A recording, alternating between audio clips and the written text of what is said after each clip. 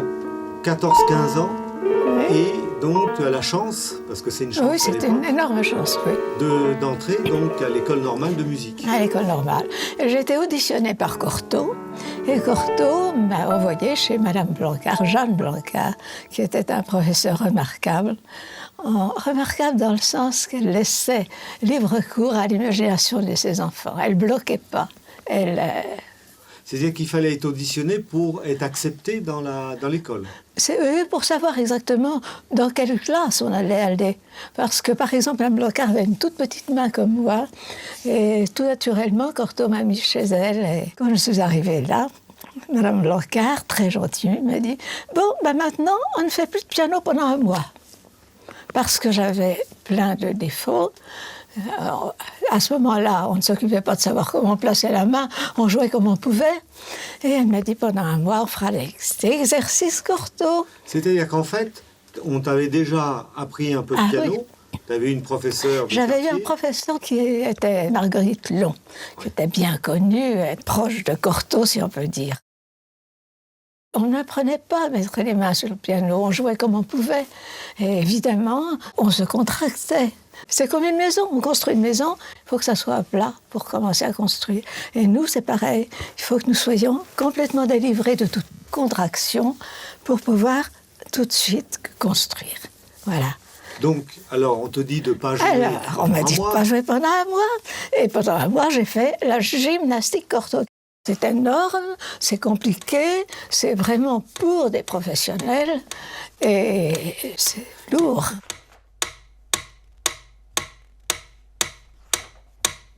Alors il y a quelque chose que l'on m'a raconté, je pense que c'est exact. Cortot était allé en Hongrie suivre des cours de yoga. Et il était revenu de ses cours en disant « Tiens, je vais faire une méthode qui va peut-être être la continuation de ce yoga, donc des contractions. » Le yoga, c'est le vide, c'est le lâcher-prise, c'est la décontraction et tout. Et effectivement, dans toute sa méthode, avant l'attaque, il y a des contractions. Ce qui fait qu'on ne se fatigue jamais. Au fur et à mesure, il y a des contractions. Et je pense que même dans la vie, c'est formidable si on peut aller comme ça. Alors le problème, c'est que quand plus tard on m'a donné une classe au conservatoire de Bagneux, j'étais drôlement ennuyée en me disant comment vais-je faire avec les élèves ? Parce que c'est pas possible, les élèves, il faut les divertir, il faut qu'ils aiment la musique, il ne faut pas les embêter avec des tas d'exercices. Et tout naturellement, il y a des petites histoires, toute une imagerie qui est venue à mon aide pour faciliter cette gymnastique. Au fond, ouais. Tu as inventé des images qui puissent plaire à des enfants voilà, pour faire passer ça. La méthode Cortot. Et ça les amusait. Et puis ensuite, ça éveillait leur créativité aussi. Et ça leur... Ils ne dépendaient plus de moi à un moment. Ils avaient leur propre autonomie, ils se corrigeaient eux-mêmes. Et ça, c'est important, que d'avoir un gourou là et d'être... Oui, c'est-à-dire que progressivement, tu les amenais à se critiquer eux-mêmes, c'est-à-dire oui, avoir un jugement sur ce qu'ils faisaient, exactement. et de se prendre en charge. Exactement. Ouais. Ce qui, dans la vie, est bien. Et alors, tu verras dans les exercices, bien, il y a toujours la main professeur. Il y a une main qui travaille et l'autre main qui regarde si vraiment tout est décontracté, tout est bien. Voilà. Comment placer cette main ? Vous avez pu remarquer, enfin, je crois, que nous avons des doigts tous inégaux. Et d'ailleurs, toutes les mains sont différentes. Mais enfin, en général, le petit cinquième, il est plus petit que les autres. Bon. Donc, on pose la main. Là, on se repose. Et en posant sa main, on se décontracte complètement. Il faut faire le vide dans son bras, tout ça. Et là, vous savez, les petits châteaux de cartes. Eh bien, voilà, on fait ce petit geste de ramasser, et on voit à quoi ça ressemble. Eh bien, ça peut ressembler à une petite coquille, ou un moule, une petite maison qui a 4 cheminées. Laissons l'élève imaginer tout ce qu'elle voudra, et à l'intérieur, c'est petit. Je pourrais presque tenir un œuf, enfin, il ne faut mieux pas, mais c'est... Voilà. Donc, une fois qu'on a placé la main, on va faire un autre exercice, toujours comme ça, on va imaginer qu'il y a des pierres, des très belles pierres, et qu'on va les ramasser. Donc, on va tirer, gratter la pierre, et tout doucement, ça va donner le toucher. Et alors, l'autre main va bien contrôler que pendant cet exercice, il n'y ait pas des blocages, des épaules, des bras, tout ça. Il y a uniquement le bout des doigts qui appuie, travaille sur le pied. Alors là, on va leur faire toute petite chose. Donc leurs mains étant, soi-disant, un petit peu la petite coquille, là, on va penser à faire une marche dans le piano. Marche, alors, qu'est-ce qui va marcher? Un gros éléphant qui n'a pas la force de lever ses pieds tellement il est énorme, qui va glisser, et ça va faire une marche lourde. Les doigts ne se soulèvent pas, hein. Donc j'imagine ça. Bon. Et j'ai pensé à une fugue de Bach, par exemple, le début d'une fugue de Bach qui est...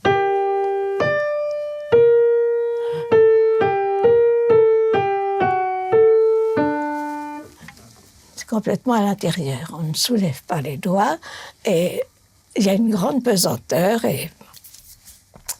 Mais ces doigts, il va quand même falloir les faire remuer. Bon, on pose les mains. Et là, on va faire ce que j'ai appelé des petites ailes.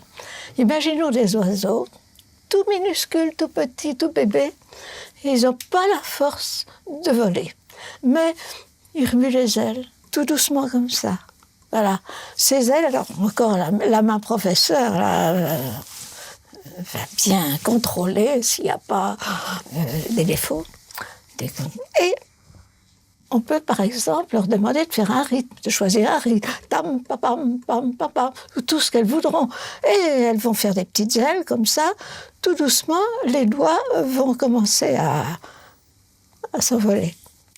Et puis, par exemple, ce jeu conviendra, c'est très léger, conviendra aux clavecinistes, parce qu'ils sont très descriptifs. Et là, il y a par exemple un coucou de Bach qui fait que ça... Tout à fait léger, du bout des doigts. Maintenant, nous allons peut-être penser à passer le pouce. Alors, pour passer le pouce, je vous raconte une petite histoire.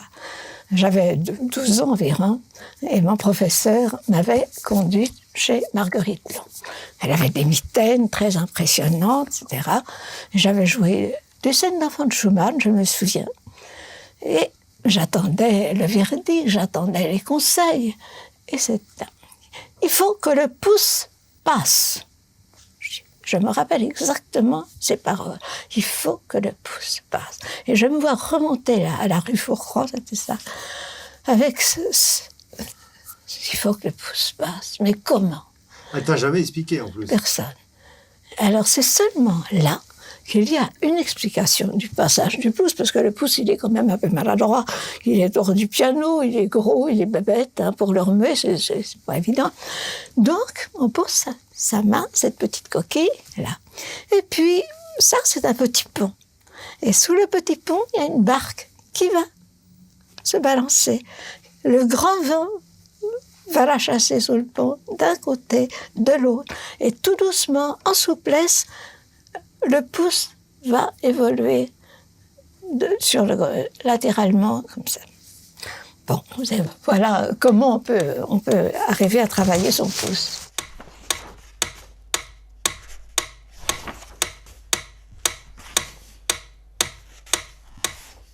Les partitions demandent, la musique demande une grande égalité, et on va faire avec 5 doigts inégaux. Donc, d'où cette approche, d'où cette gymnastique pour essayer de faire pour le mieux. Alors, pas tout ça, on a pu remarquer que les tout petits enfants, les charnières, c'est comme les bébés, hein, ils ne peuvent pas marcher, ils ne peuvent pas soutenir, c'est la même chose. Ces petites charnières sont faibles, ça veut dire que le doigt, il flanche, il fait comme ça. Alors comment faire pour lui... Oui, lui donner une assise, Voilà. Je dirais pas une musculature, mais une résistance. Exactement. Ouais. Alors, je pensais à la tige de jonc. La tige de jonc, elle est toute droite. Et puis, tout d'un coup, elle va se plier. Mais même la main droite va être professeure. Parce que, voyez-vous, souvent, elle va faire comme ça, parce qu'elle n'est pas solide. Donc, il faut... Je pense à des footballeurs aussi qui se scattent les chevilles. Parce que, bien vu. Oui, et là, par ce petit exercice, de déployer la tige, on est sur la pointe, tout est droit, et tout doucement, on va faire une belle courbe, et voilà. C'est bien.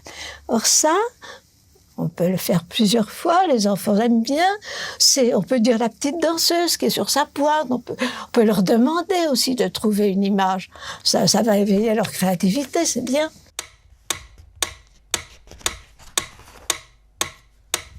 Quand on va être assoupli, on va jouer maintenant avec le petit coussin que l'on a tous sous le doigt. Et ce petit coussin va favoriser une belle couleur, une belle sonorité, un beau contact. C'est comme si c'était une voix. Et chose extraordinaire, un piano, c'est toujours un piano. Eh bien, ce n'est jamais la même chose. Je ne parle pas de l'interprétation, mais chaque sonorité de tous les artistes ont une sonorité différente. Et c'est dû au toucher. Et c'est dû au toucher.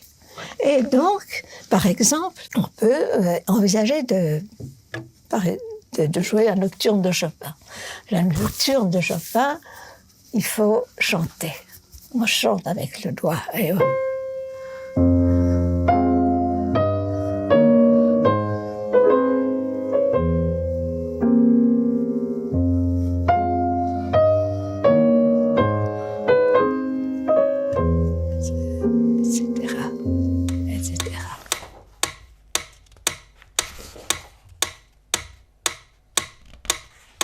ne s'est pas occupé du poignet. Or, le poignet, il dessine. C'est lui qui va nous dessiner nos traits. Et ce poignet, tout bêtement, on va maintenir son bras et faire un cercle, comme ça, dans un sens, dans un autre. Et pour se décontracter, allonger le bras. Imaginez qu'on a des petites craies au bout des doigts, et qu'il y a un tableau noir, et qu'on fait un très, très beau cercle. Dans les deux sens, avec les deux mains, bien entendu. Et ensuite, nous allons l'adapter au piano. On pose ses mains et c'est le petit poignet qui va tourner. Et le poids, il est là. Alors on va imaginer une grosse pierre. On ne peut pas la soulever, cette pierre, tellement elle est importante. Et autour de cette pierre, il y a un mouvement de bielle. Et l'on tourne. Et toujours, le professeur, la main professeur, regarde s'il n'y a pas de contraction, si les doigts, si tout va bien, quoi.